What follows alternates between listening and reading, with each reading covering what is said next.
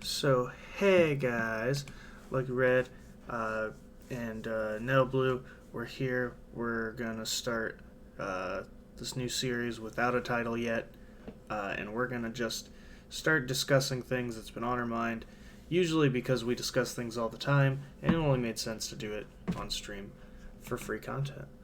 And this time, there's one big thing that we've talked about a lot, and we pretty much have been talking about it every year since it started, I guess, getting more controversial because one show would win each year. Uh, and that's the Anime Awards. Since it became controversial, I mean, since the beginning? No, we didn't really follow the first year, even though Yuri on Ice took everything. It was really the second year, I think, when we really paid attention. Definitely Either second or third. Like, and we always talk about it, Yeah. but we don't always. I mean, we didn't have a stream in 2016, so yeah, we didn't talk about it. And we live streamed the Anime Awards last year, but this year they have strict rules about streaming it, so we won't be able to do that this year, which I was very sad about. Oh, I didn't know this. Yeah. What are their strict rules, and why are they, you can only helping stream people? you can only stream it live, and and that's it. You can't post any VODs or use any footage afterwards. Also, since in Japan, it's at 4:30 in the morning. 4:30 in the morning. Well, damn, Anime Awards just didn't want to be watched this year. Yeah, they made it a much bigger event. If I may say, I don't think they can actually prevent you using imagery or footage from the Anime Awards. I mean, not in America. Yeah, they could just strike your videos and get it pulled. No, they're saying that they were going to take everything down. Yeah. I mean, yeah, but under American copyright law, you're allowed to use some of it within reason for parody or review or, additive content. I mean, I thought to either when we do another video like this, since just next week, I would just pull up images or their Wikipedia articles and just talk about the winners. I just won't be able to actually do the actual event itself like we did last year. I mean, when you have an award ceremony that decides to host at 4 a.m. for a large chunk of their audience, since I believe the United States is a massive chunk of Crunchyroll's viewership, yeah. Yeah.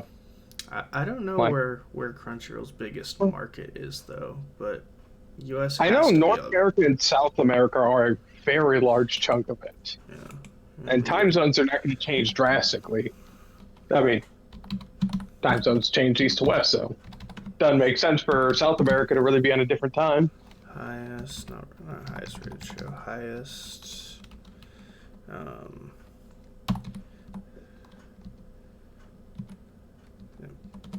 But I guess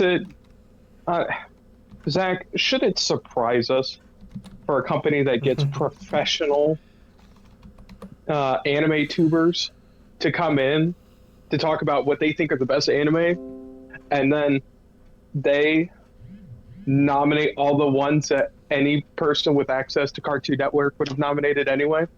I wouldn't say entirely, but a large part of it. Yeah, absolutely.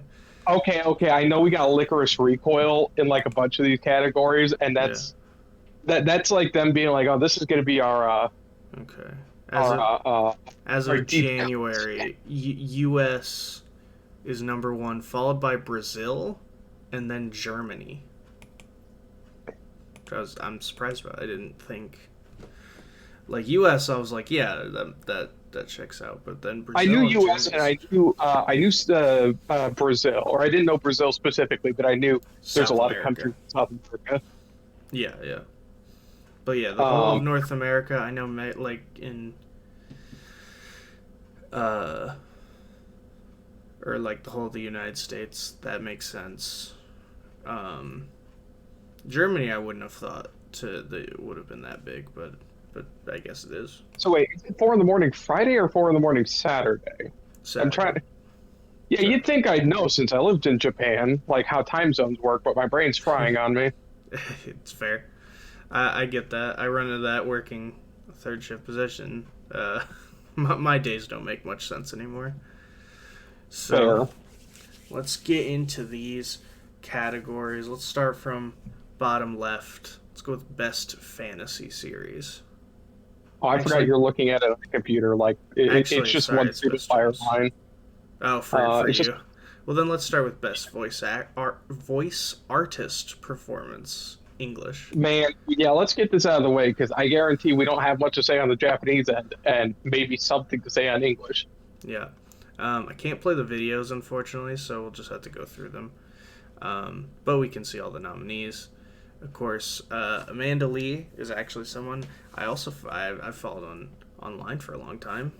Big fan.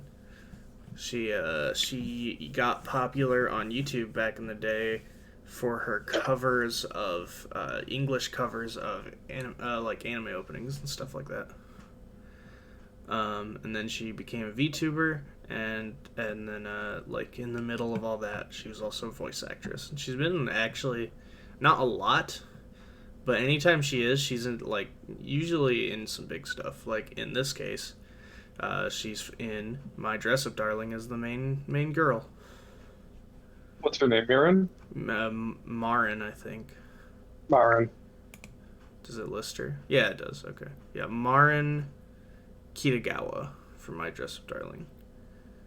I've not watched that show, but I know it's very popular, and she's I also wa- great. I watched 2 episodes and was just was not expecting it to be as horny as it was. She also voiced Oh, another for character last year too in One Piece film Red. She's the main female character in that too, Uta. well, damn, getting some big roles. Like I said, she isn't done like a ton, but any role she's done has been in a pretty big production, and usually it's not like it's some decent roles too. And she's done great every time I've seen her. Also, Uta's kind of a perfect pick since her whole gimmick is she's like an idol, like musician character. I mean, honestly, both feel like pretty good picks since Marin's like a cosplayer. Cosplayer, yeah, right, yeah. It's not Uh, the same, but like that's pretty adjacent. right, I feel right. like That kind of culture is this pretty yeah, in there. like similar. Natalie Van Sistine, voice of Yor Forger in Spy Family, which one of the I actually did watch, and she's great. She killed it as Yor, actually. Pun not intended, but it's there. We'll take it. Zach Aguilar, who hasn't also like another voice actor who's like not done a ton of stuff, but anytime he does, it's always like a really big role.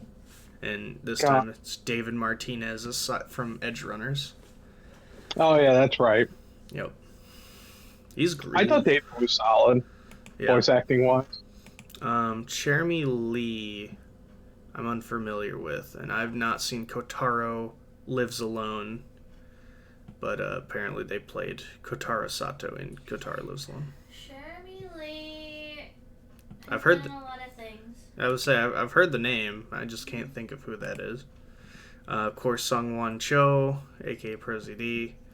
Been a big fan of his since like freaking high school. Yeah, I've watched his head for years too. And him playing. I have not watched Ranking of Kings yet, but I do hear his performance as Kage is fantastic. I would say of the ones I've watched, it's probably one of the weaker ones. Really? Okay. Now, okay, I like Prosy D a lot. Yeah. And to a degree, this works, and sometimes it doesn't work. His portrayal of Kage feels very cartoonish, which works really well for goofy scenes. But like I just imagine him doing dumb TikToks when it's like the more serious scenes. It's like a bit of a separation for me. I guess that's fair. It's just a personal. And then finally we have Zeno Robinson. who was Gamma 2 in the superhero movie. God, I can't remember like either.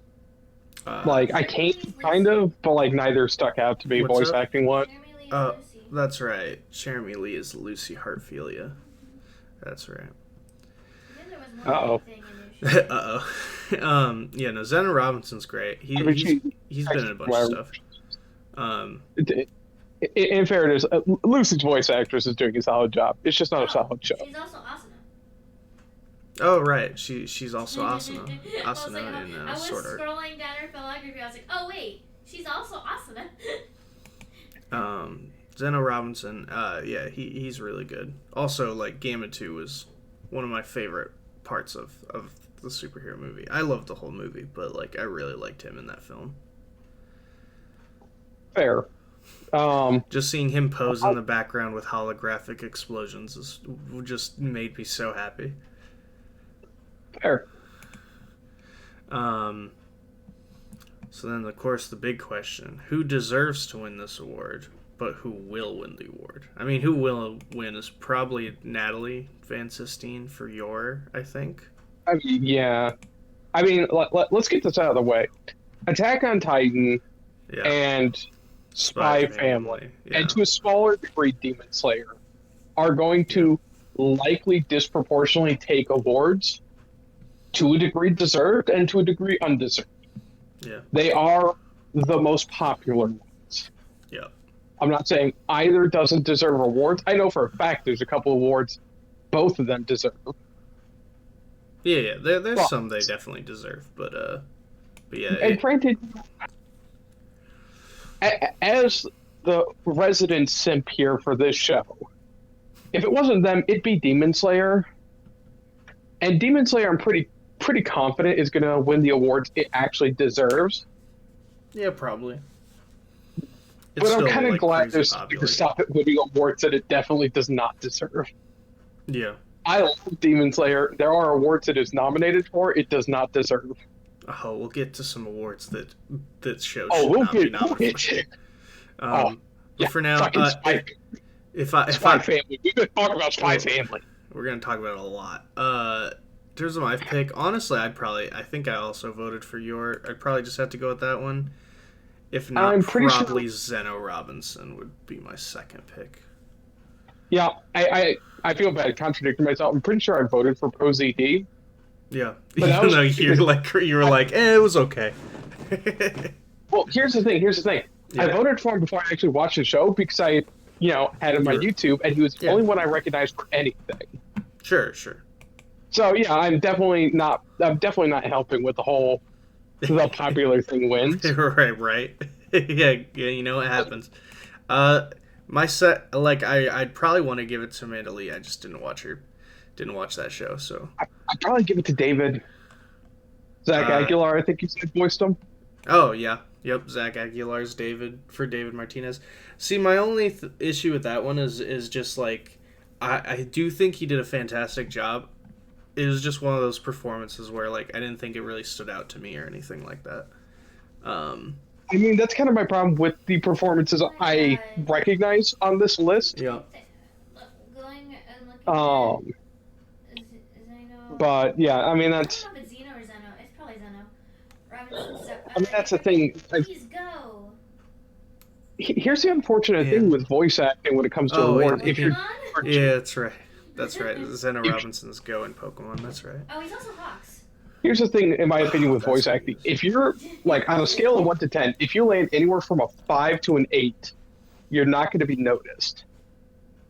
If you're under, like, on a scale of 1 to 10 on the quality of your voice acting, if you're on a 5 to 8, you're not going to get noticed. Unless you're already popular. 5, yeah. If you're below 5, you're going to get noticed because you're fucking bad. If you're a 9 or a 10, that's where you get noticed for doing a really good job. Outside of that, you'll just be like, oh, Chris Abad, he's giving you a solid job in here. I can't see you. Like, unless you got one of those, again, like Chris Abad, actually, unless you got one of those really recognizable voices that stands out really hard. Yeah.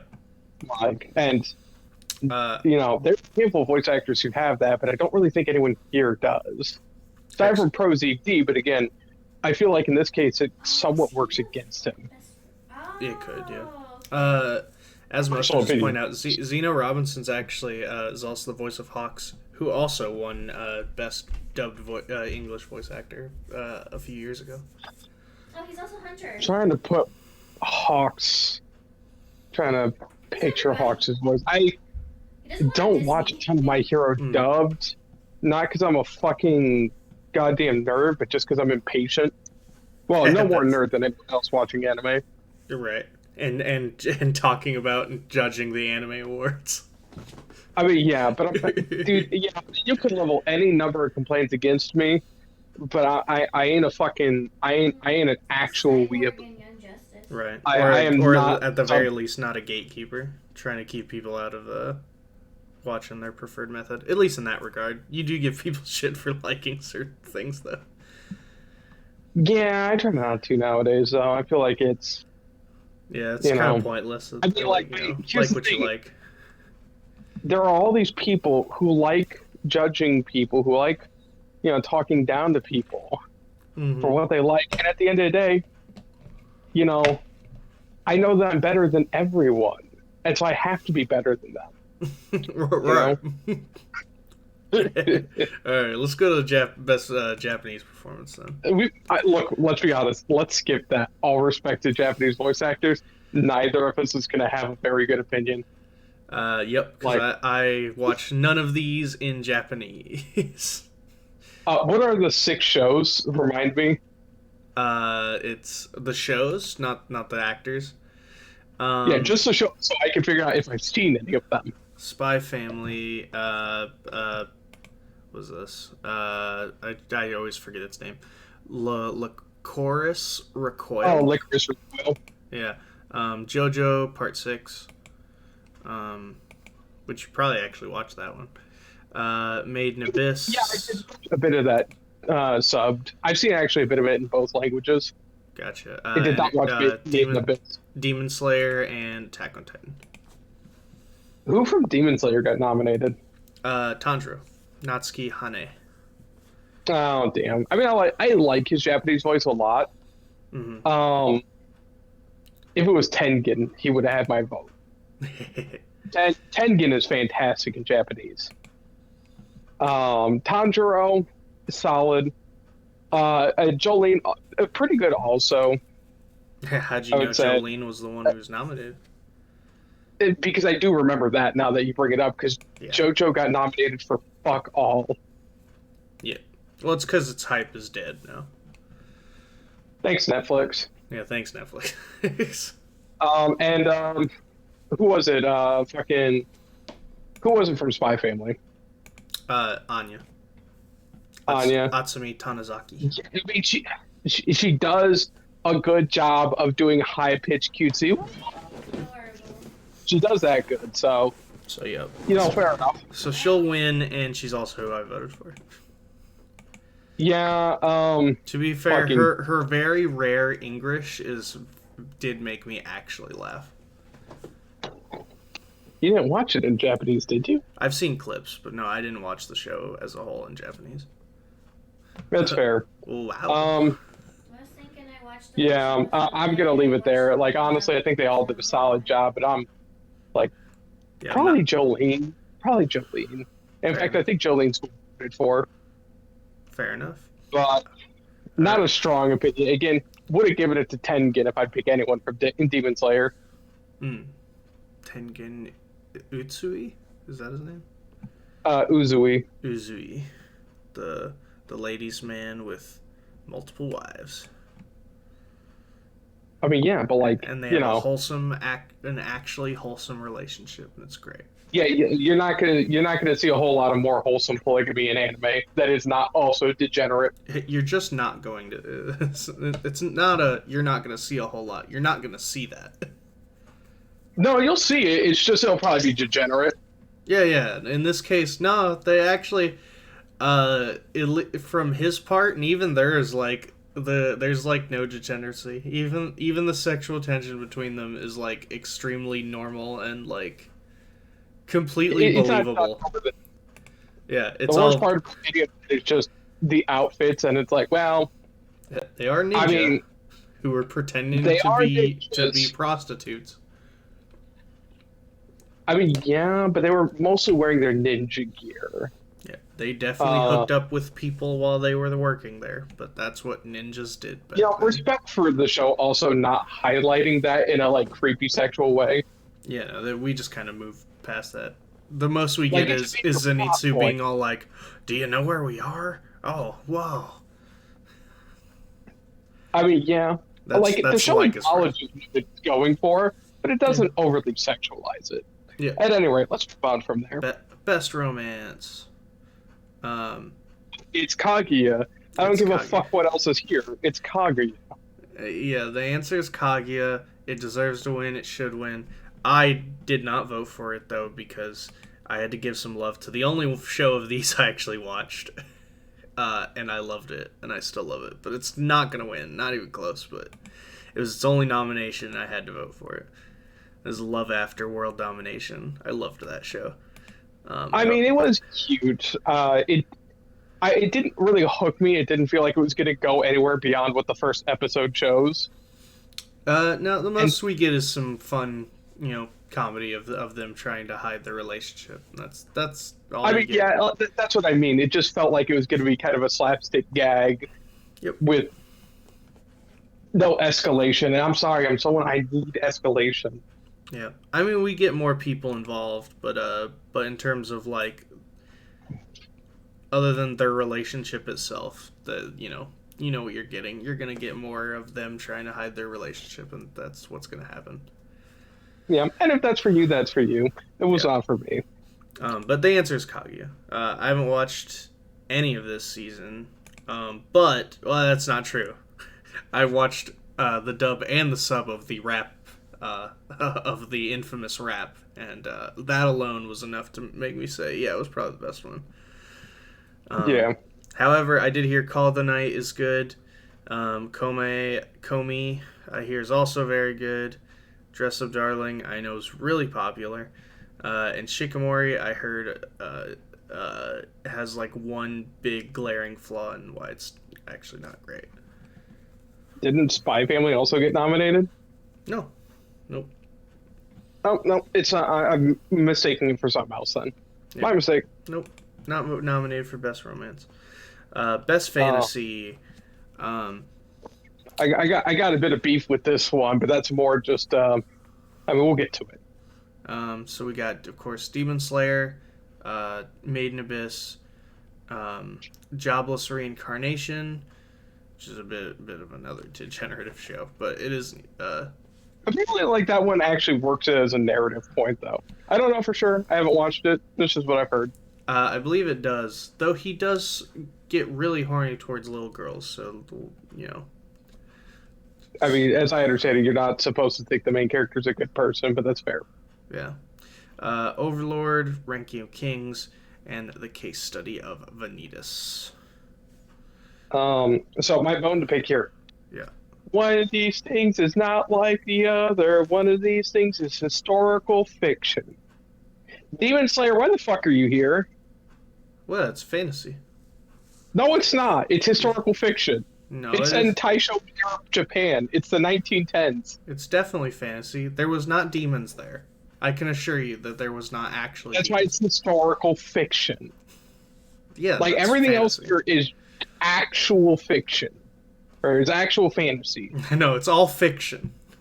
I mean, it is all fiction, but no, everything else here is actual fantasy. Yeah. And then there's Demon Slayer, which is here because someone's like, well, magic swords, that's fantasy. And it's like, that's Yeah. emblematic of fantasy. That is not actually fantasy. Come on, there's demons. They have breathing magic. Like, totally fantasy. I also voted for Overlord because that's the only thing it got nominated for, which I think is ridiculous because it was a really good season. I got a couple episodes in the season 4, and I just did not stick with it. I don't know if that was a problem with me or a problem with the show. For me, it's absolutely Ranking of Kings. Not Yeah, even a it question. probably is. I haven't watched it, though. What do we have? We have Overlord, Ranking of Kings, Demon Slayer. What are the other three again? Jobless Reincarnation, Maiden Abyss, and the case study of Vanitas. I'll say I mean, Demon Slayer is probably going to win this one. It really shouldn't. Like, honestly, Ranking of Kings Demon probably Slayer is should. really far down. Demon Slayer is actually far down my list for this specific category. Again, let me clarify for anyone watching. I'm the Demon Slayer simp. I really like Demon Slayer. It doesn't Yes. belong here. Overlord, Ranking of Kings, and Made in Abyss should absolutely win over Demon Slayer. Any of those three. Yeah. At least by virtue of actually being fantasy. Jobless Reincarnation also probably should, for what I hear. Yeah. Again, It's I haven't seen It's that pretty popular. or Made in Abyss. My pick is going to Ranking of Kings. Fantastic show. Yeah. Let's see. There's awards here for you. It's just not this one. It's probably gonna win it though. Best drama. Um, I mean, like among these, 86, Attack on Titan, Dance Dance Dansor, Kotara Lives Alone, Made in Abyss, and Edge Runners. I mean, dude, Edge Runners is so fucking good. I mean, 100% drama. Edge Runners actually, I would say, while being sci-fi, while being actiony, I would say drama is actually probably its strongest suit. Oh, A lot absolutely. of Edge No, Runners its character stuff is why it's so well. Other than its amazing visuals as well, but no, its character drama and like story is why it's fantastic. yeah, like it's really good for that. Yeah, I So mean, yeah, I would say absolutely it's Edge Runners here. same, but Titan's probably gonna win that one too. But I would. I've seen Attack on Titan up through season 3. I've seen a little bit of season 4. I know it's good. Yeah. Because season 3 was good, and everything I've heard from every single person is that season 4 is better than season 3. Yeah, Outside of like the that's first great. couple episodes of season 4. Yeah. And yeah, like if we're talking about an escalation of quality from season 3, I absolutely could understand it being in this category and it being nominated for many of the awards it's actually nominated for. It's probably nominated for too many, but that's neither here nor there. That's So, like, if Attack on Titan wins this one, I don't think I'll be super upset. But yeah, Edge Runners for me personally. Same. All right, best comedy. This one's also definitely Kaguya-sama, but the other nominees are Kotaro Lives Alone, My Dress Up Darling, Spy Family, Uncle from Another World, which is actually the only one I've never heard of, and of course, I've heard of that one. Your boy Kong. And your boy Kong Ming, which should absolutely win on premise alone, but I don't know anything about it, unfortunately. Yeah, I really want to watch it. Almost all of the 2022 anime I've watched in like the last 3 months. So like, right. almost everything I watched at the end of the year, and I had to pick and choose what I was going to watch. Yeah. And in fairness, pretty much everything I did end up watching, I absolutely love. 2022, I do want to say this real quick. Yeah. This is one of the strongest years of anime, period. Like, I'd say this is the strongest year since 2018. Yeah, it's been a crazy, it's been pretty good to be an anime fan as of late. Like, I mean, yeah, we've had a couple of strong, 2020, who's going to, like, if you're complaining about 2020 being bad, you can fuck off and, right. get a better opinion, because it shit sucked for everyone. Yeah, it's just how it was. Not much there's literally nothing that could have been done about that. Honestly, what we did get, we should be grateful for 2020. Absolutely. But 2019, 2021, still fantastic years. 2018 had 3 really strong contenders for me, with Devilman Crybaby, Megalobox, and Violet Evergarden all being fantastic shows. This year it's gonna be real fucking hard. Mm-hmm. Like, anime of the year, if I remember right, like, we'll get to that, but it's gonna be a close one. Yeah. But as for best comedy is what we're on, right? Yeah. This is the only. This is one of those categories. If it goes to Spy Family, I won't terribly be upset. I personally like Kaguya. Yeah, I also think Kaguya should win, but Spy Family probably will win. But at least I think it's hilarious. So I'm not against that. Best action show. Okay. Okay, We can have a family. so we got Attack on Titan, Edge Runners, Demon Slayer, JoJo, Lycoris Recoil, and Spy Family. Where the fuck is Spy Family here? Bro, Like I said that about Demon Slayer in fantasy. This is a much more prominent question. there's like 3 fights. That's that's action. I mean, like, here's the thing though. When I think action show, I feel like action should be like one of the headlining categories of your show, Yeah, not like not like a quaternary fucking right. definition of the show. It's like comedy, slice of life. I mean, that's really it. It's those two. Right. Is there some action? There's a little bit. I guess Like drama or touches of romance, and then It's action. dodgeball.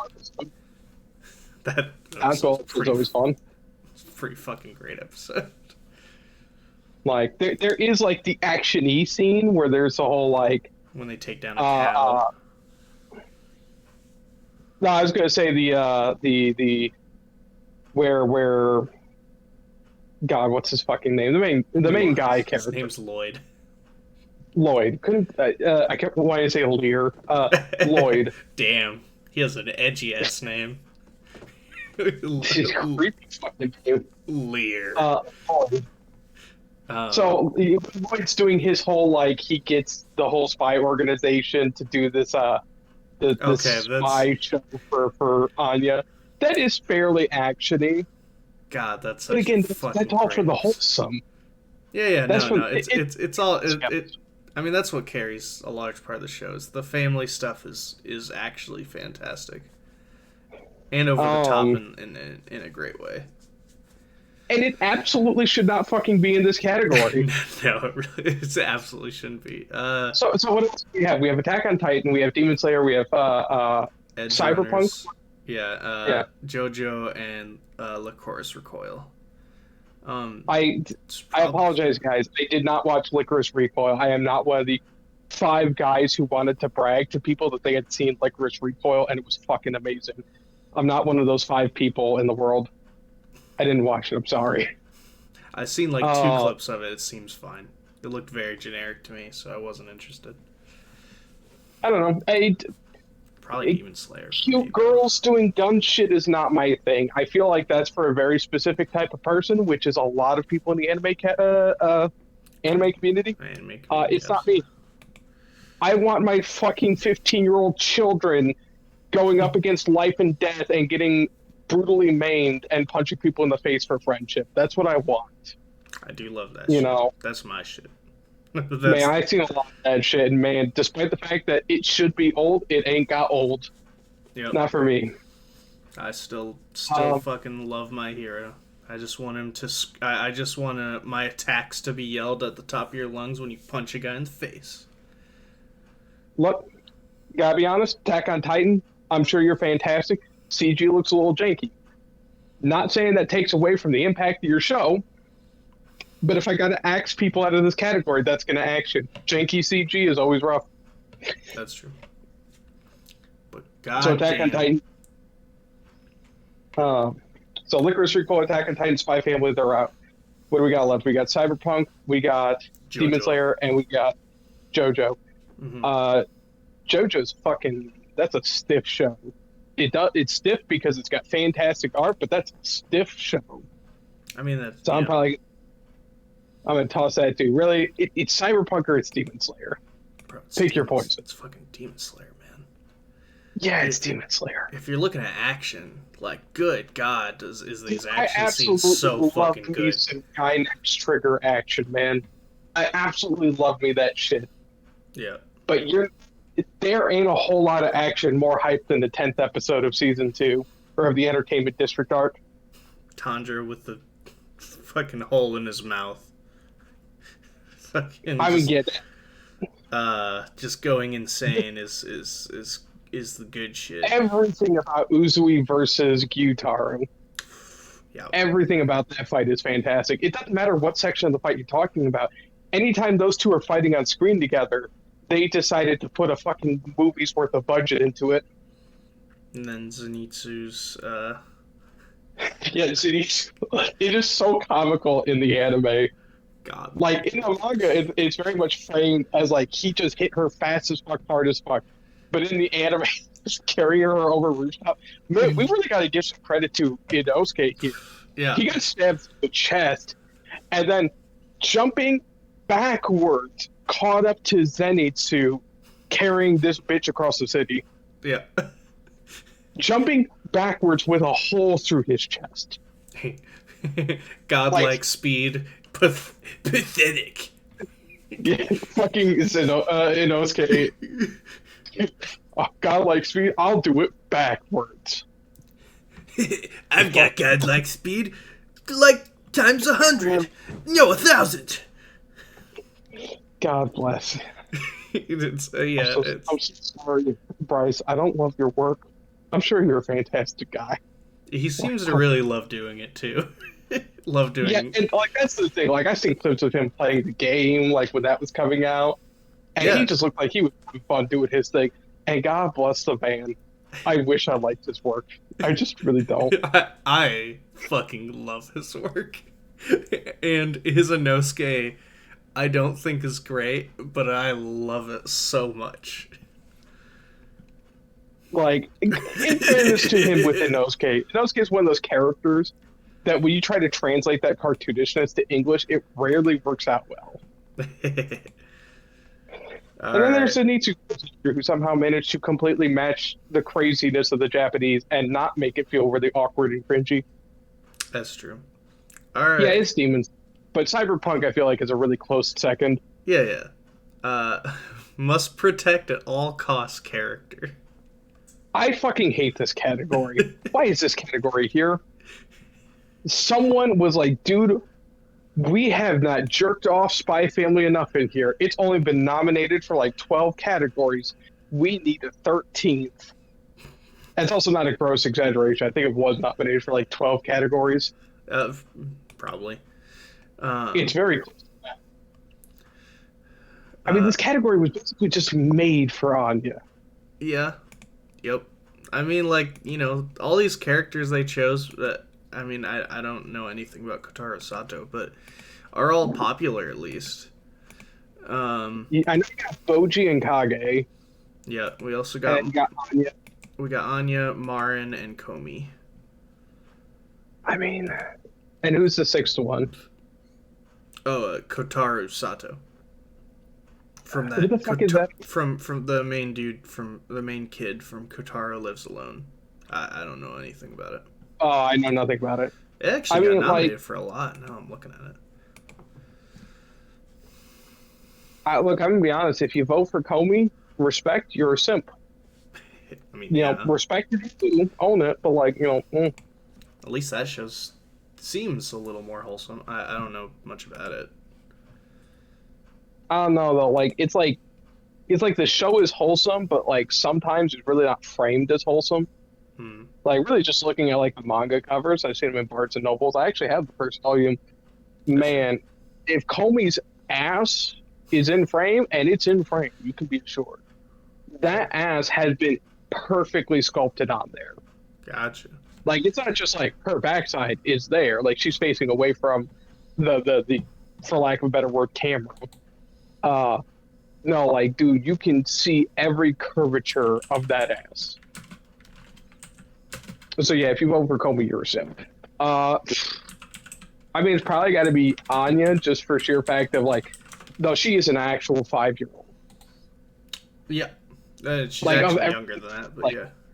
Like, I take Bochi because, like, he's a fucking like disabled 12-year-old, but also he's a monster, and like by the end of the series is like unstoppable.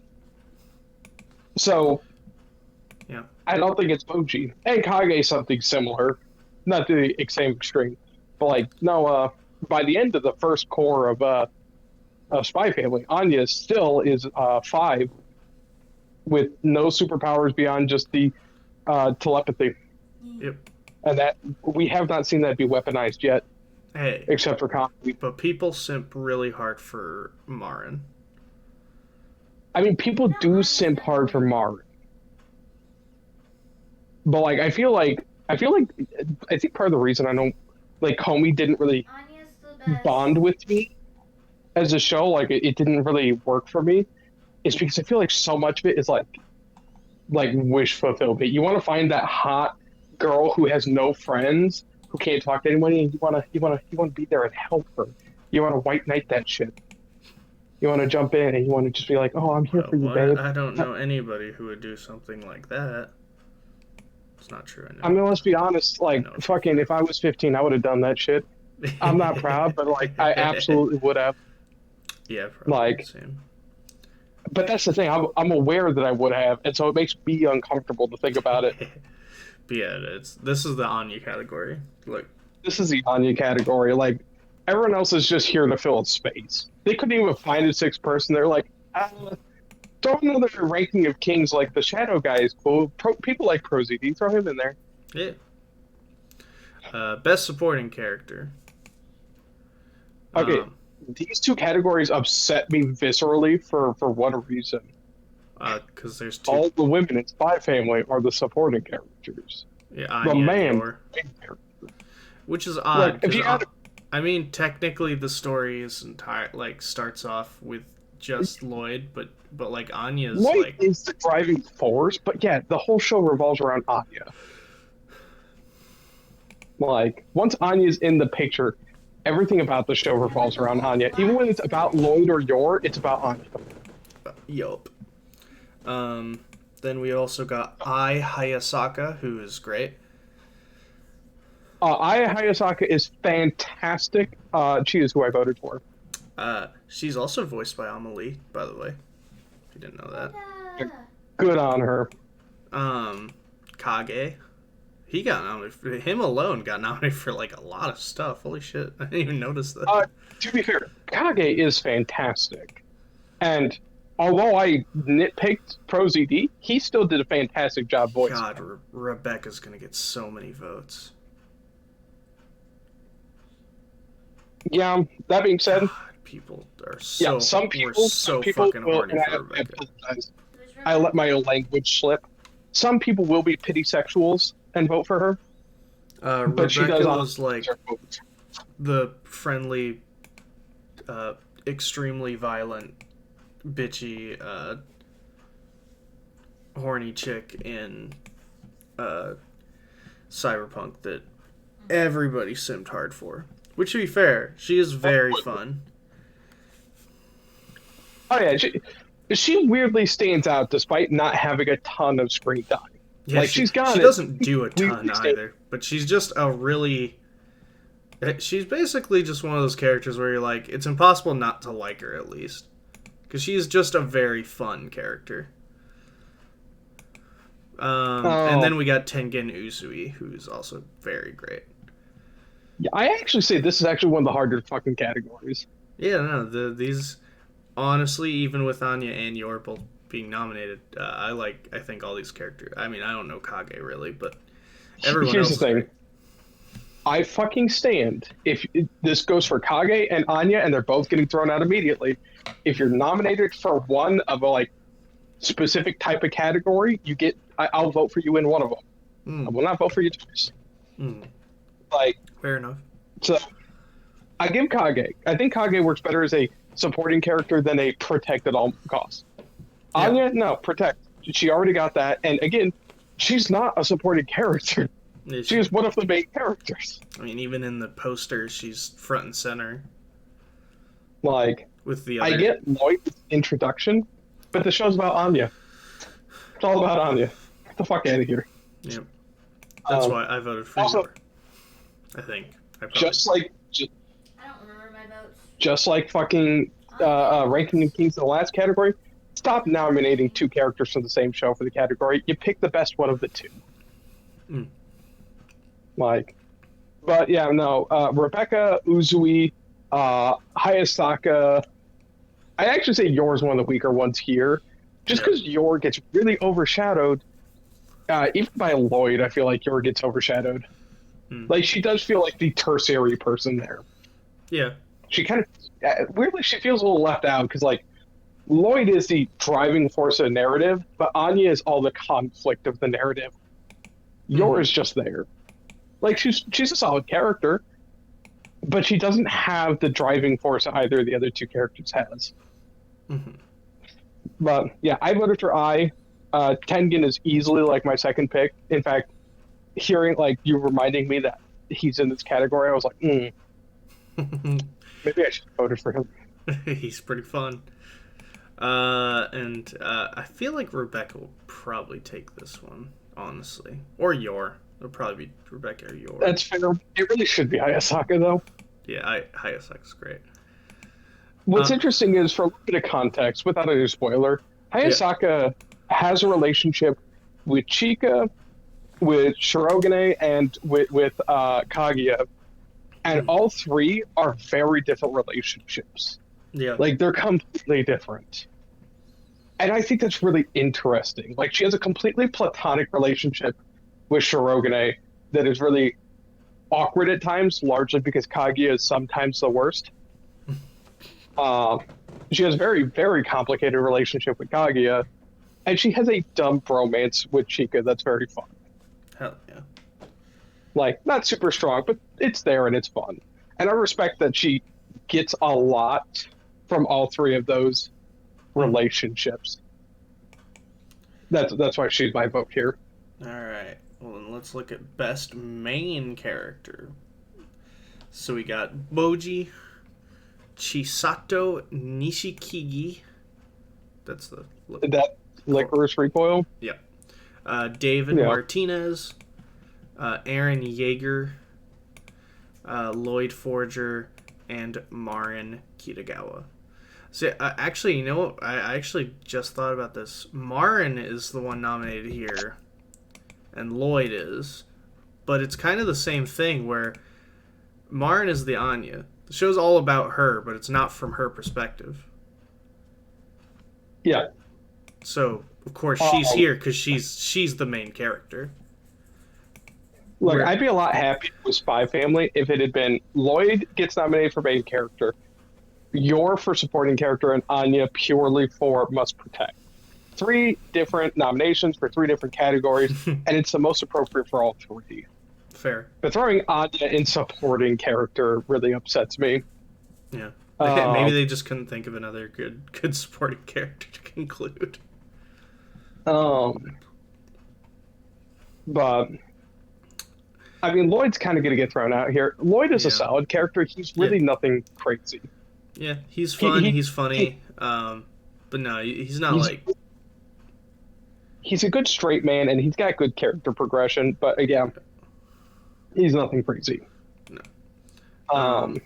Aaron is funny because he used to be one of the most hated main characters in a shonen anime. Yeah.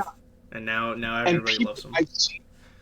I've seen YouTubers who I know ragged on him, saying he's one of the best anime protagonists, period. And that makes me very curious to watch season 4, because again, season 1 and 2, he was such a whiny bitch that by season 3, like, people in the show were like telling him to shut the fuck up and stop whining. Yeah. So I'm very interested in that. Unfortunately, we have to put him aside because neither of us have seen season 4. Yeah. And if we were pacing him off seasons 1, 2, and 3, oh boy, I would not make him number 1 main character. And we didn't watch Licorice, and we didn't watch Dress Up Darling. Yeah. Or at least not really. Yeah. So it's up to Boji or David Martinez. That's a rough one. Because I've actually seen both. Yeah.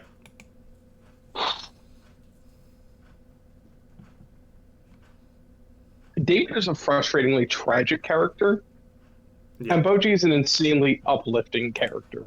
Yeah, and I feel like polar opposites. Yeah, I feel like to say one is better than the other, I feel like they have somewhat similar flaws. David is fairly predictable.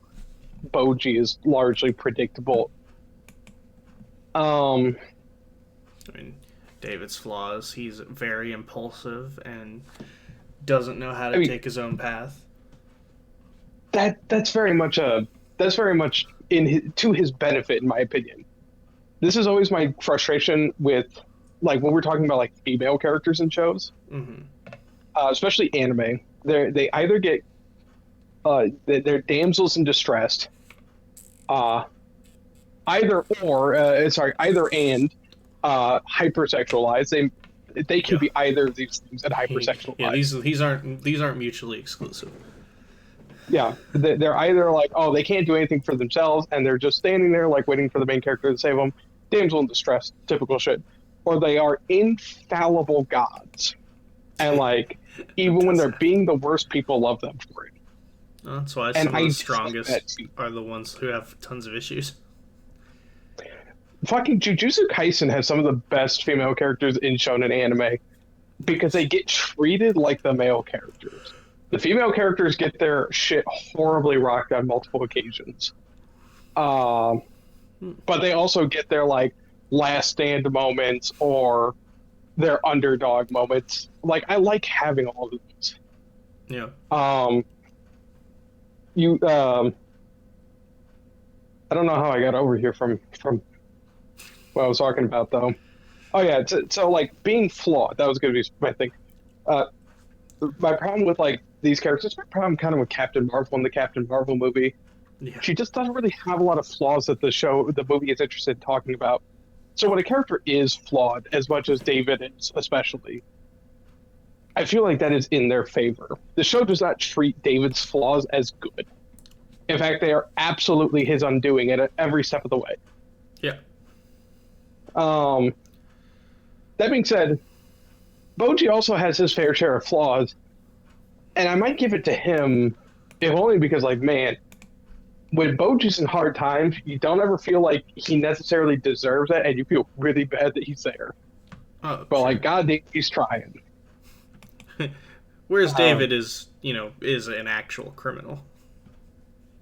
I mean, it's not even that David is a criminal, it's that David watches all this shit happen to his peers and then believes in the show. In fairness, frames this constantly. This is the intense part of the show. Yeah. He constantly feels like he is the exception. Yeah, he He thinks he's constantly special. like, yeah, he thinks he's special. He thinks he's the exception. And whereas that, I would say that is good. That is also for me as a viewer a little less fun to watch because it's irritating to watch someone actively make mistakes like that. I mean, but Maybe that's it's what 'cause makes him a character. no, again, I feel like this is an apples and oranges. You could pick either one, and I feel like you would be entirely valid. Yeah. I'm gonna go with Boji because I think I'd have more fun time watching Boji. I wonder why. Well, yeah, I wonder why. A more enjoyable. Like I got more out of Boji's character. Yeah. Um, Well, next we got Best Director, which I don't think we really have. At least I mean, it depends on which shows. like we got Demon Slayer, we got Edge Runners, Spy Family, Licorice, Ranking of Kings, and Attack on Titan. I mean, this kind of comes down to like a lot of the animation category as well. Yeah. It's hard to pick one of these Mm-hmm. because they're all really top tier for their own reason. At least the ones I've seen. Right. Like I can't think of one of them that was like better at framing things, better really conveying things. This one again, like, might go to Ranking of Kings for me, just because, like, something I've complained about with My Hero is like the art and animation in dark, serious scenes does not often lend itself to those scenes. Mm-hmm. Like things will still be bright and colorful and feel like everyone's out for a nice walk on a nice day, despite like Shigaraki having his showdown with fucking Redestro, and it's literally about two villain kings trying to dethrone each other. Mm-hmm. And like there's like a disconnect there for me. Ranking of Kings manages to largely avoid that, and I don't have a way of conveying how I feel that way. Gotcha. Like why I feel that way. Something about it, like the nice bright colorfulness, I think it's just down to its art style. It starts out is very picture book, cartoon, childish kind of a vibe to it. And the show often uses that to contrast the really fucked up things that happen in the show. And I feel like if I'm gonna give best director to anyone, it's probably the person who didn't just make a really cool looking show, but made one that was probably pretty difficult to come off with the right tonality, tonalness. Fair enough. I know that's a really fucking pretentious and belabored way of saying that, but like, it's a tricky thing because like, I could, from what I've seen of Attack on Titan, I could see that. Yeah. Demon Slayer, fucking awesome to watch at all times. Like, in fact, conveying the consistency of like two fights happening simultaneously. Tengen's fight with Gyutaro and like Tanjiro Inosuke and Zetsu fighting Daki. Yeah. Like those two fights are constantly affecting each other, and we're cutting from one to the other. And to keep that being visually consistent is really impressive, even if you don't notice it up front. And especially when so many other shows can't seem to nail that. I mean, fucking yeah, you got all kinds of shows where it's like you can't keep consistent with one action scene. Sometimes I have trouble tracking the one action scene that's happening in the one place with the two people. Yeah, right. And Demon Slayer has a fight between 6 people happening in 2 different locations overlapping. Mm-hmm. So for that I would say Demon Slayer is also not a bad thing. And then there's Trigger. Yeah. Trigger, it's Trigger. Yeah. Like I feel like of all of them, it might get ignored on the basis that everyone, like people more our age who grew up with Fooly Cooly, Gurren Lagann, Shopping Arcade, all these Trigger and Gynax shows with the same style, we're kind of accustomed to it. That doesn't make it less impressive, though. Nah, still gorgeous. Like, still gorgeous, still fantastic in how it conveys motion or energy. Like, again, kind of a category where I feel like you can't really go wrong. Spy Family, I feel like actually does do a fantastic job. It's just it doesn't have the benefit of being an action or adventure show where framing and consistency really is key to watching the show. Mm-hmm. Like Spy Family, like the direction can be fine or it can be stellar, but unless it's really, really fantastic with a show that is very much slice of life, I feel like it's going to be harder to notice. So, no, definitely. I feel like that's why a lot of the more either actiony or like heavy, like scenes with like a lot of motion or a lot of moving parts tend to stand out really well. Yeah, and yeah, that's again.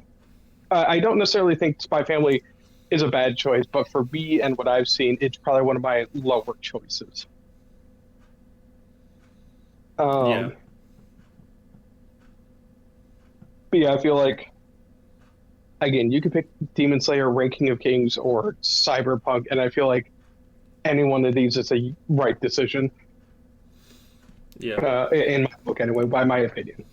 Yeah. Unfortunately, I don't really know what goes into the director aspect of it, so I don't have much an opinion in that department.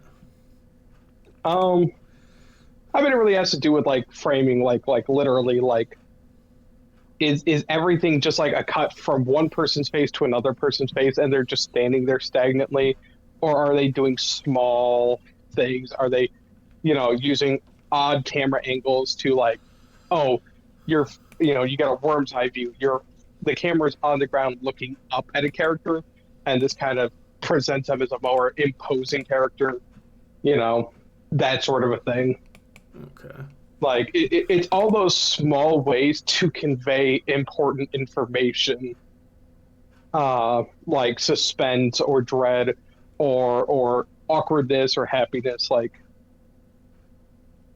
like it's hard to pin down, but it's like it's that part of art that isn't how pretty it is, and it's that part of animation that isn't about how cool it looks in motion.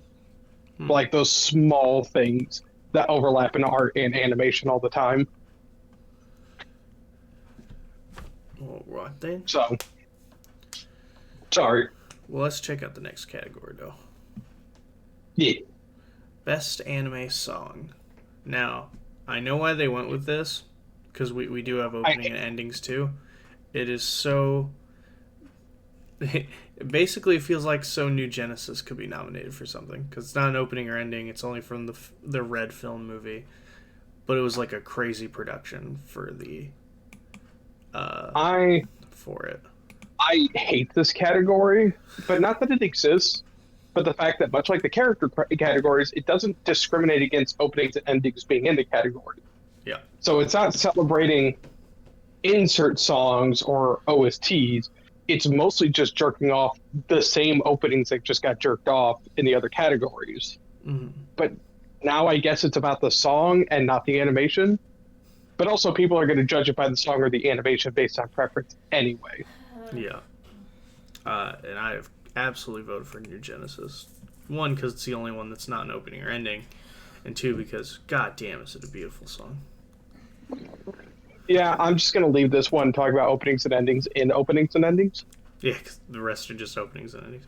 It's just a very pretty song. And it was, like, literally what they used to advertise the movie, too. Because, like, basically, Yeah. since the character Uta is, like, a pop star. Yeah, she's a they actually had several famous Japanese singers, like pop idols, create songs, and they released an album that was labeled by musician Uta, and they were a bunch of actually famous Japanese idols under the alias of just all being Uta. fair. That's really cool, honestly. I just feel like this category is a missed opportunity to, like, talk about, again, OSTs and, insert songs. Like, you got things like Megalobox and Devilman Crybaby that still have OSTs I listen to all the time. Or JoJo, Jolene's theme is fantastic. We actually have a nominees for that, too. We have best score. I forgot about that. Why the fuck is this here? Like I said, So New Genesis could be nominated for something. Put that in OST, man. All right, best film. Unfortunately, I only saw 2 of these. I have also seen 2, but it's not the same 2. You're right. Like, I didn't see Bubble. I didn't see Inu O. I didn't even hear about these. I heard of The Deer King, but I didn't see it. And then I saw Film Red and Superhero. And I know you saw Superhero and Jujutsu Kaisen 0. Funny enough, just watched that last night. That is funny. I've been meaning to watch it, but I haven't watched the season yet, so I didn't really see. I mean, in fairness, it's a prequel and does not actually need you to watch the show first. No, I in fact, that. Yeah, it's based off manga chapters that came out before the manga came out, sort of thing. Yeah. No, I knew what 0 was. I just didn't watch it. No, that's fair. I mean, of the 2 I watched, it's Superhero. Yeah, it's Superhero, man. Dude, it's so goddamn fun. It's just that's all that's all I wanted, man. Yeah. I wanted a fun movie, and it was extremely fun. I mean, again, my big problem with this movie comes down to Gohan should be more important in this movie if he's going to be the hero of the movie. Mm-hmm. And he's not. The movie is about Pan and Piccolo, which is fantastic. Yeah. I absolutely love Pan and Piccolo in this movie. But God, it's such a fun continuation from, like, Piccolo and Saiyan Saga, like, basically raising Gohan. Especially and since in this one, Piccolo's gotten very little since then. Yeah, well, he got the fight with 17, but after that, yeah. And even that was just like a fight. Piccolo, I feel like, was fairly important to that point. Yeah. After that, 17. He's been important. It's just he hasn't really done anything that, made any kind of difference or mattered. But I'd say one thing, though it was false advertising, making this seem like it was a Gohan movie, they actually kind of nailed that advertising because all people talk about is Beast Gohan after this movie came out. Yeah, and I feel like that's the wrong takeaway. I mean, you can fucking enjoy the movie how you want to enjoy it, Yeah. but it's like, dude, if you just want action movies with power or action shows with power ups, there's better things than Dragon Ball right now. Yeah, people Like, bam, people fucking love Dragon Ball. Except I for love GT. Dragon Ball too, but like, fucking most of these transformations are hot garbage. Like, I actually love Beast Gohan because it's both it's cool the hair is and good. hilariously dumb at the same time, which is why I like it. That's the thing. Like for me, they don't work hand in hand. It's just stupid looking. Oh, come on, the comically large hair is great. The comically large hair is like, dude, Piccolo it's gets like a me. fucking chin, bro. Okay, absolutely love Piccolo Orange, Orange Piccolo, but also not from a conceptual standpoint. He got a transformation because he asked for one. Hey, He literally had hey, to get one. it sounds like more characters need to just keep asking. I mean, yeah, He was just nice enough to ask politely. and Beast Gohan just doesn't fucking make sense. No, but to be fair, Super Saiyan 2 really doesn't either.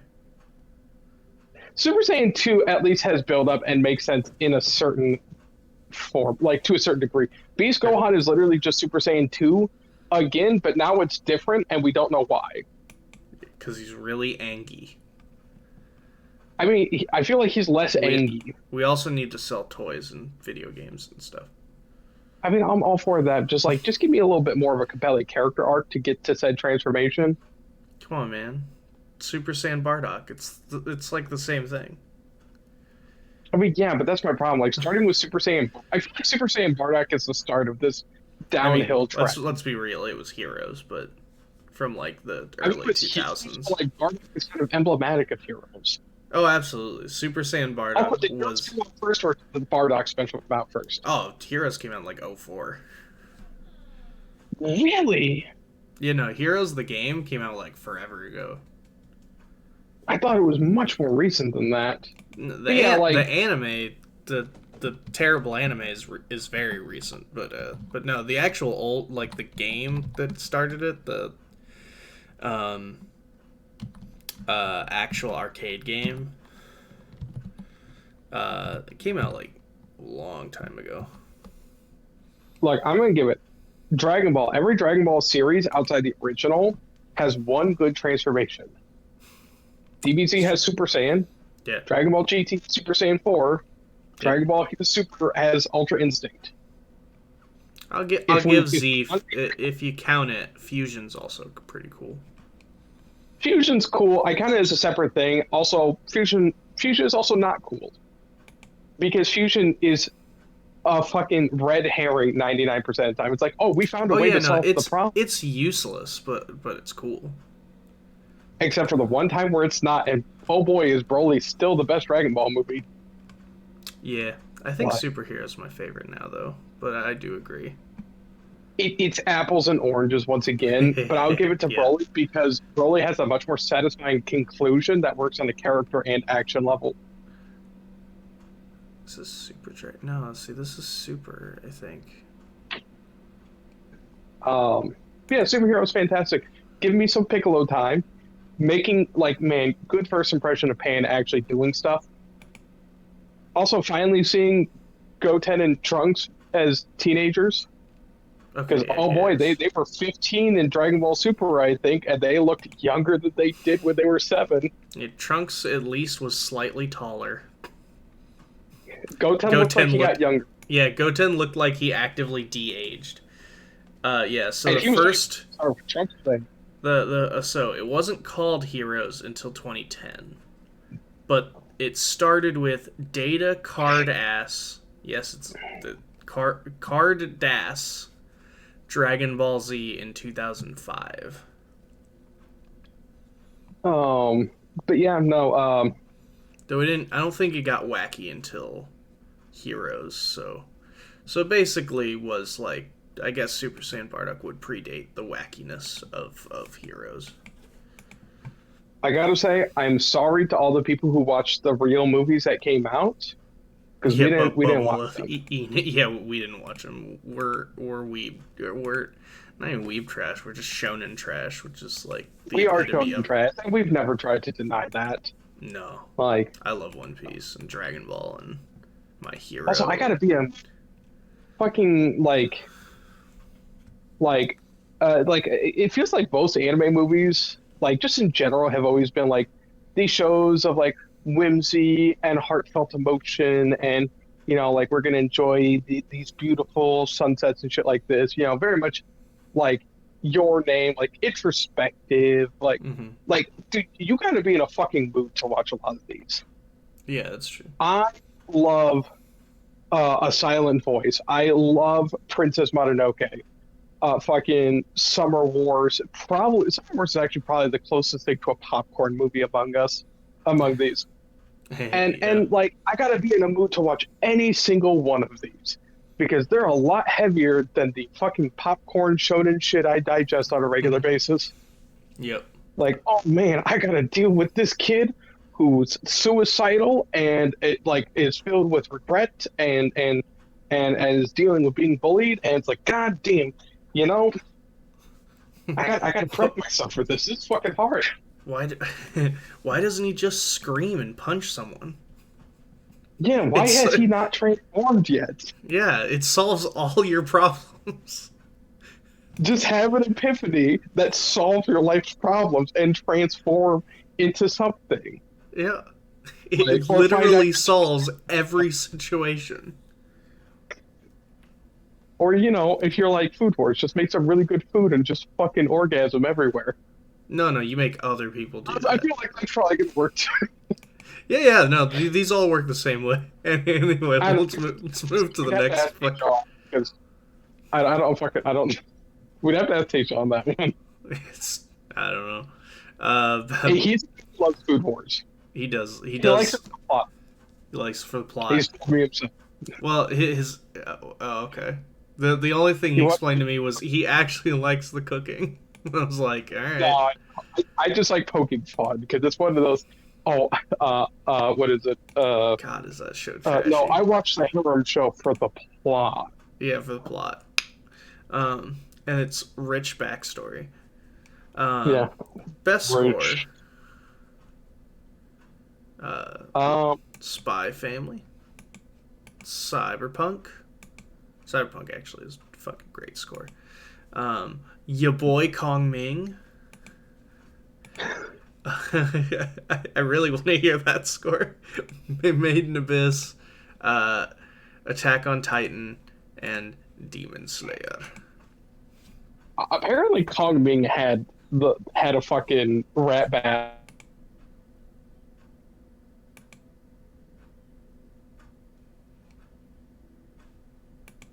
You there? Hello? Oh, okay, cool. You're back. Yeah. Really quiet for a second. So you said your boy Kong Ming apparently had a what?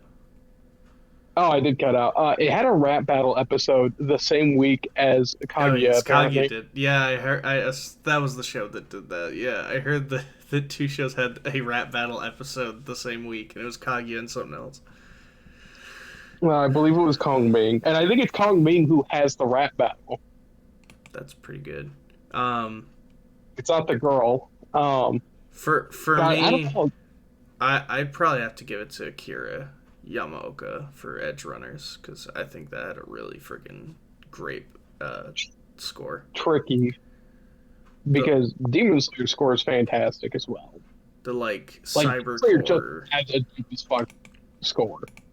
Yeah, yeah. It's tough. You both have great scores.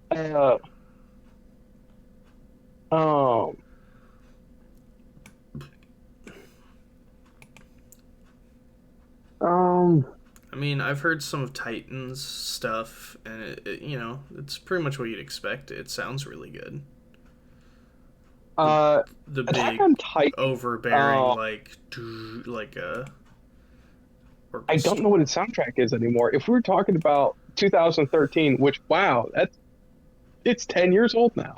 It sure is, isn't it? if we were talking about season one and the original Sawano score, and they might still use it, I don't know.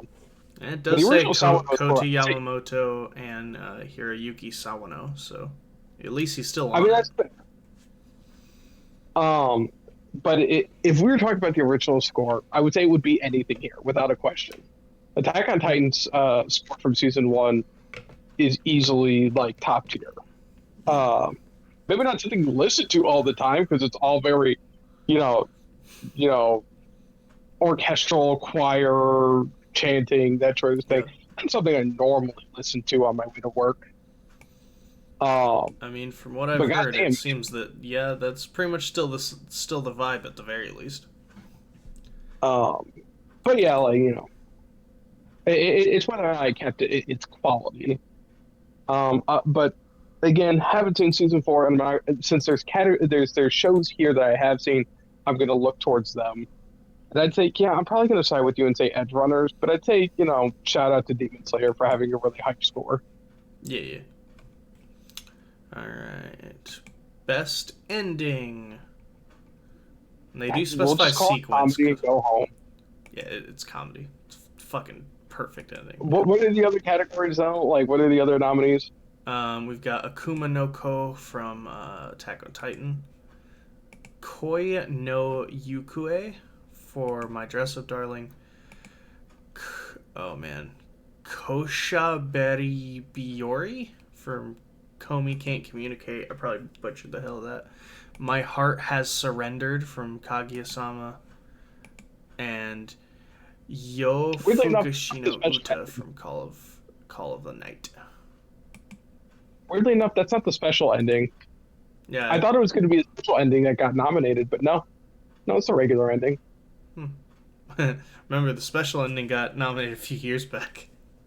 For the. I mean, yeah. That god. I mean, to be fair, the regular ending does have Starship Troopers in it, so Hell yeah. you cannot go and watch it. That's Starship Troopers. I'll check it out later. No, actually, I think that is a special ending. No, it's a regular one. I'd have to go look it up. Pretty sure it's a regular one that's got Starship Troopers shit in it. But comedy, man. It's fantastic song, great visuals. Yeah, it's really good. I think out of anything on this list, every category here, this is the absolute one that Spy Family inarguably deserves. Yeah. Yeah. Because it's like the only one of these of the shows I did watch, in fairness, that I did stop to watch like almost every episode. Yeah. It's just really good ending, man. It's fantastic. Really fucking good. Best also catchy song. Opening. Goddamn fucking I hate how close this category is. We got, I've seen all these now. There's not a bad one here. Yeah, no, Mixed Nuts is good. Cheeky Cheeky Bon Bon is great. Naked Hero is good. The Rumbling is good. This Fi, I actually don't like that opening, if I'm going to be honest. I know it is good, but I don't like it. I don't like the visuals as much because it's, I mean, let's be honest, they put all the work into the show, and we should respect. Yeah, where you should put it, so good on you guys. But yeah, if we're comparing these openings, in a vacuum, as much as possible, it's easily the visually weakest one. And then finally, Zangyo Sanka from Demon Slayer. So this fire fantastic song. This and Demon Slayer, Cyberpunk and Demon Slayer are easily the ones I axe off first. But again, they'd be fucking top contenders, I feel like, most years. Mm-hmm. The other four are hard. Man, does the rumbling speak to the edgelord inside me? Man, that is the fucking 13-year-old new metal fan inside me who loves that opening. And although I'm slightly ashamed, I still think that opening is fantastic. It'll probably be the one winning, I think. I think the rumbling is very popular. I have not heard it, but I'll have to. I mean, fucking mute your computer. Go watch it real quick. Okay. You know what? Fine. I'll. It's a minute 30. Watch it on your phone real quick. Mute yourself. Oh, that's a good idea. Yeah, I could do that. There we go. Um, yeah, and I'm like, I don't know that you'll like it because it is very new metal edgy, but like, man, the Linkin Park fan in me, the Disturbed fan, I don't even listen to those two bands anymore. But man, it speaks to that part of me.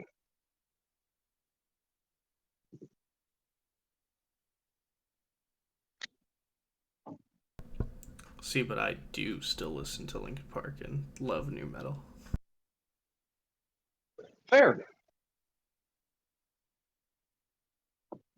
Um, I guess while you're doing that, I'll do my little spiel about the rest of them. It's like Demon Slayer. I actually think the new uh, opening for Demon Slayer is probably the strongest of Demon Slayer's openings. I know people fucking love the original Lisa opening. Um, it's just like the show. It just tells you what's happening in the season. It's like, hey, here is sequentially what will happen in the show. There will be a girl with some balls, and there will be a guy who has drums, and oh boy, it's Spider. And there's some like wonderful animation, wonderful song, pretty generic. The new opening, and I don't have the name in front of me, so I'm not going to try to repeat it. Um, yeah, it's a lot more fun. It's a lot more of just showing them doing character stuff, with little hints to things to come. It was Morgan who pointed out you can actually see the muscle mice in the background while Inosuke's jumping off a rooftop in one part of the opening. A lot more fun of an opening, but again, still probably one of the weakest ones here. This fire, Franz Ferdinand is fantastic, but there's visually not a ton going on here. Stylish, but not a ton happening. Um, uh, what else was there? I mean, Mixed Nuts. Everyone's seen Mixed Nuts. Mixed Nuts is a really fantastic opening. Very stylish, very good song, very upbeat. Like, I Yeah. absolutely love it when I play with hard styles. Yeah. It's really good opening. If you want to pick it, I wouldn't argue with you. Man, I probably have to agree. I think the Rumbling's really good. That's probably my pick too.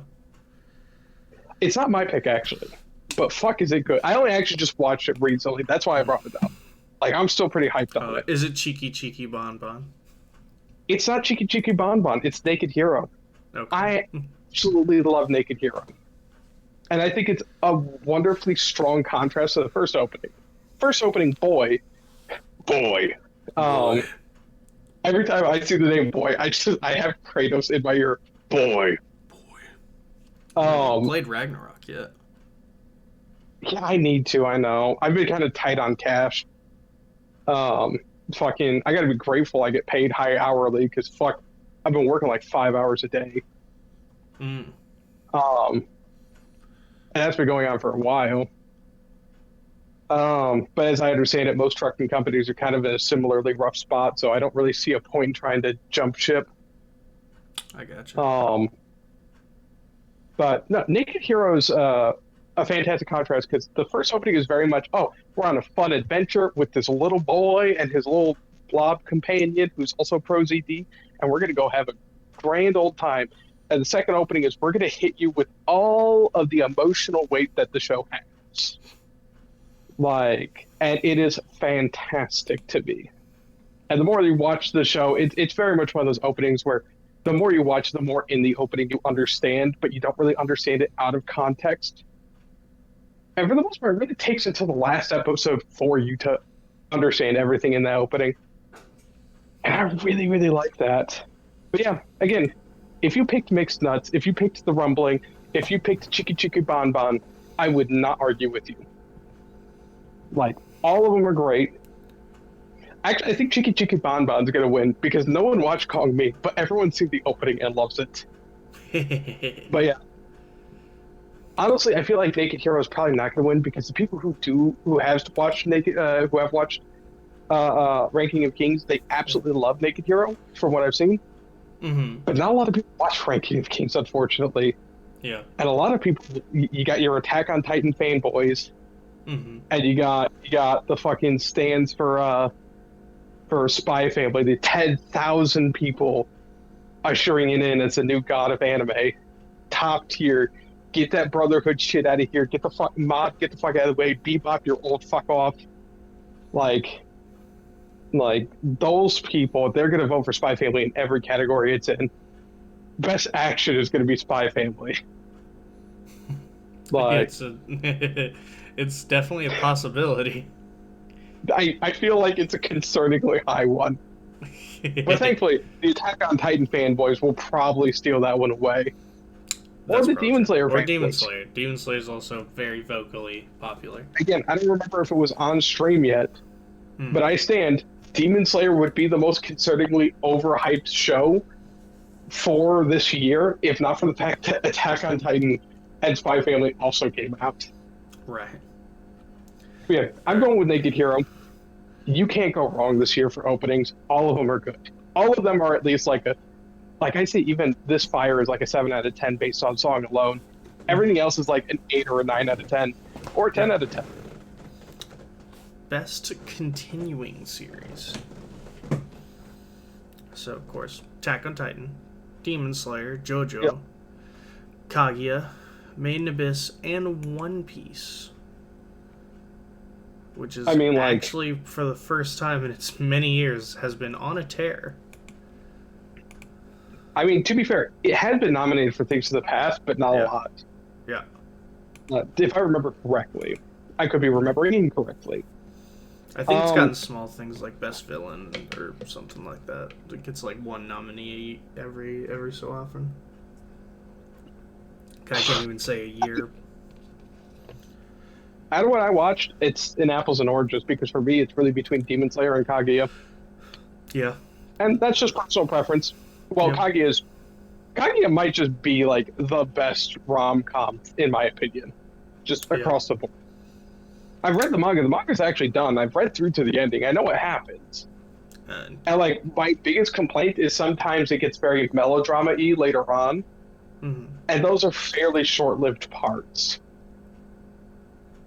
Like when the show is staying in its element of being this super relatable comedy slice of life romance, I feel like it works really well. And then there's Demon Slayer, and it's like, ooh, cool action. Yeah. Again, shonen trash. And yeah, like, dude, man, you want some neato characters and like a completely followable plot, and that's it's not complicated, so that's it. Yep. Demon's bad. We got to go beat up the demon prostitutes. Yeah.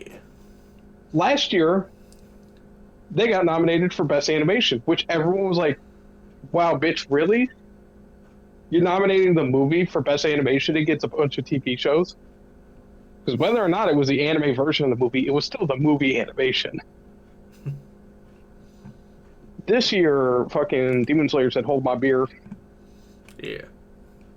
Like, I can top the movie animation in TV format. For Best Continuing, though, I think Titan might take that one. Titan might and maybe should take that one. Again, I haven't watched it. I don't know. Also, for anyone watching, I'm aware of the controversy around Attack on Titan, but I'm not going to hold an opinion about that until I actually see what they're talking about. It's also not in that season, so you don't have to worry about it as much. Yeah, I'm not but I'm not gonna like verbally assault Attack on Titan for being like defending imperialist Japan until I get to a point where I'm like, oh man, fuck, man, this is some of that the South shall rise again shit, but in wheat. Jesus. Yeah. That's kind of what it is. Like, yeah, I've heard about it. That concept. I mean, yeah, that concept of like defending imperial Japan. It's like, dude, I understand country history and shit, but like, you can't keep defending some of these war crimes. I don't feel like it's good. But this ain't really the place to discuss it. I just want to state that I'm aware of that. Yeah. But I don't want to target a show unjustly until I have reason to do so. Yeah. Target a show that does deserve it. Like Rurouni Kenshin. Because its creator is a terrible person. They started animating the new show Yeah, after they found out he had child porn.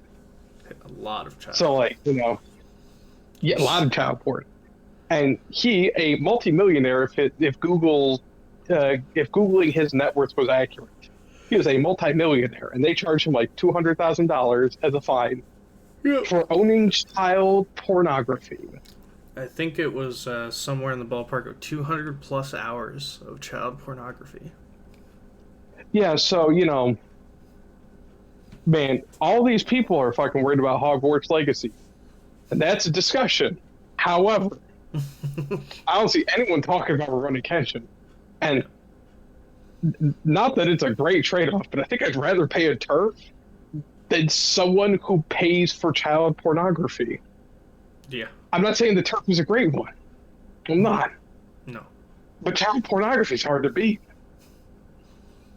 Like, Apparently not. dude, You just what pay a few $1,000s and you're good to go, I guess. yeah, it's fucked up. I hate it. Yep. But best new series though. Best new series. I know one of these is Licorice Recoil. Man, Yep. someone was standing that show hard. There was like one judge who was like fighting everyone. Like, no, I will fucking find your family. I will find your family if you do not vote for Licorice Recoil. There's like one guy doing that. Yeah. Like, he's unstable. Yeah, he probably shouldn't have done, but he does because it's America. Sorry. We have Call of the Night, Edge Runners, Licorice, My Dress Up Darling, Spy Family, and your boy Kong Ming. Run that by me one more time. I got My Dress Up Darling, Spy Family, Call of the Night, Spy Family. Edge Runners, and your boy Kong Ming. It's Edge Runners. Like, Yeah. fucking open, close. It's our Edge Runners. Next. Best animation. Oh.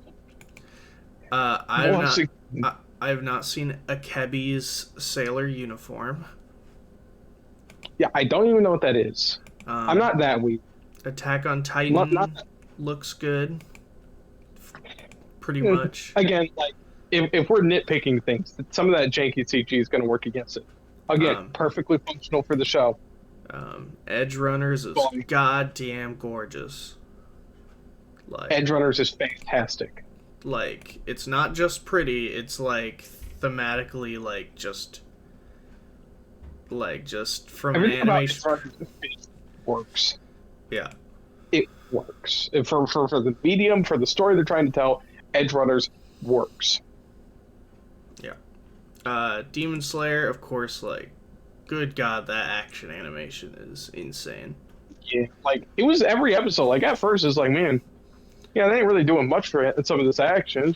Like, it's all right. Like, it looks all right. And, like, every episode, like, oh, man, that looks pretty nice. Like, oh, man, that scene where Gyutaro and Uzui are fighting, and, like, Daki's, like, robe is, like, cutting through the ceiling as they're fighting. Like, it was like, okay, this is getting impressive. Then you get to episode 10. It's like, fuck, that's really good. Then we got Ranking of Kings and Spy Family. This is, again, an apples and oranges kind of conversation. Yeah. All of these fucking look good. It's between Demon Slayer and Cyberpunk. I just have to give it to Cyberpunk only because, like, the scenes that stand out for Demon Slayer stand out really freaking hard. They are just mostly the action parts. The rest is just, good. Whereas I think Edge Runners always looks fantastic. So I'm going to check on my phone. Work is not supposed to be off for another 2 hours, but the door just unlocked.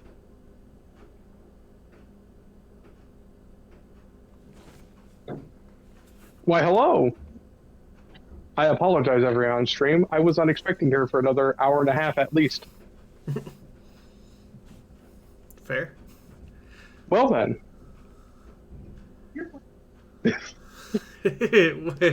I mean, we don't have much left, so it should be fine. Yeah, we're towards the end of the list. We're at best animation, and yeah, like, you could go with Edge Runners, or you could go with Demon Slayer.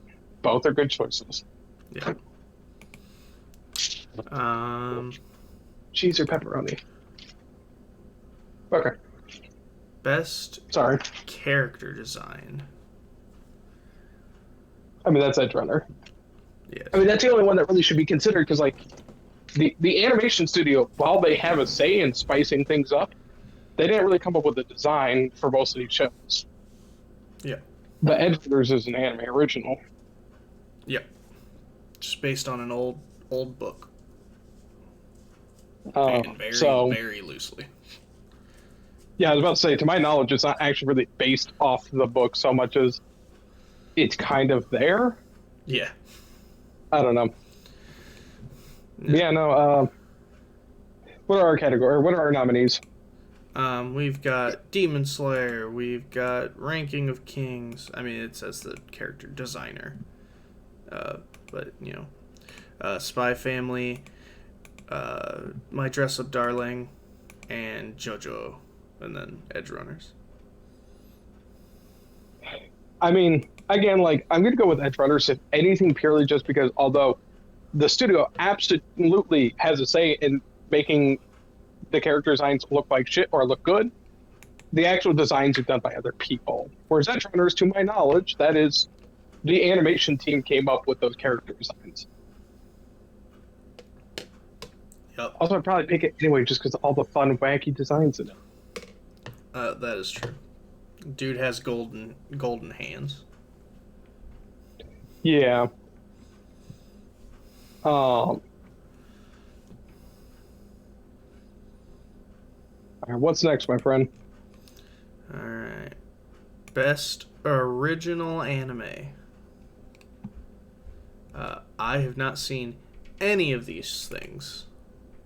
Neither have I. Birdie Let's move Wing, on. Healer. Well, at least read them off. Healer Girl, Licorice Recoil, which is probably what'll win because it's the only one I've really heard of. The Orbital Children. I actually hear that's good, but I know nothing about it. Vampire in the Garden. I've heard that's also good.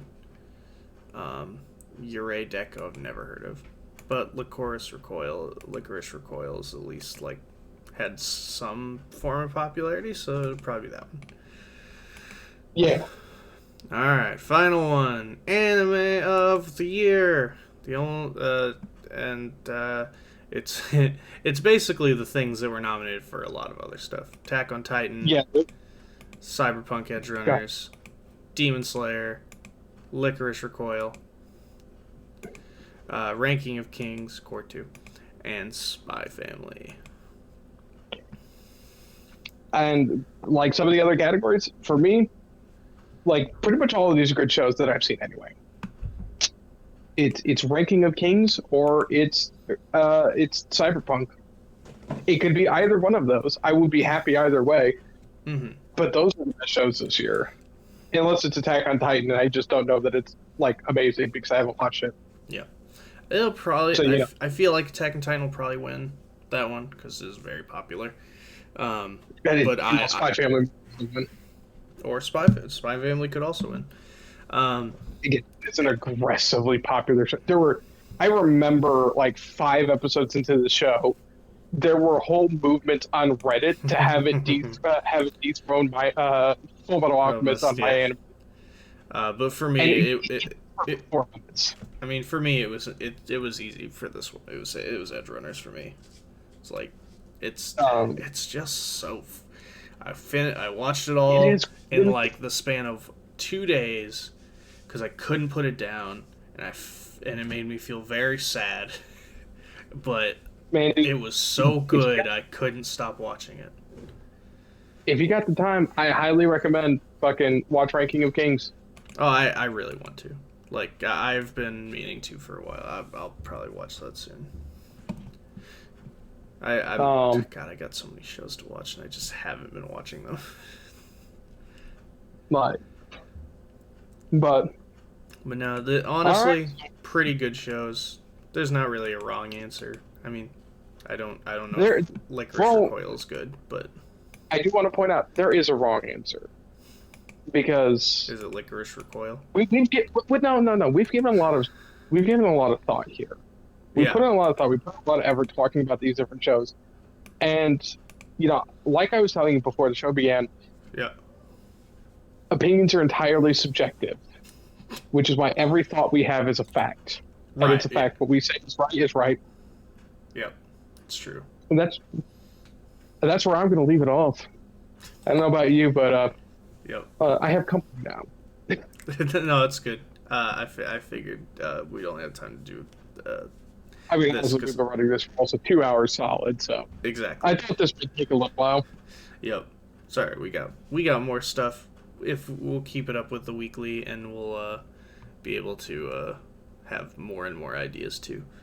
So yeah, that guys. Don't forget to stay lucky. See you at the next one. Bye guys. Bye bye.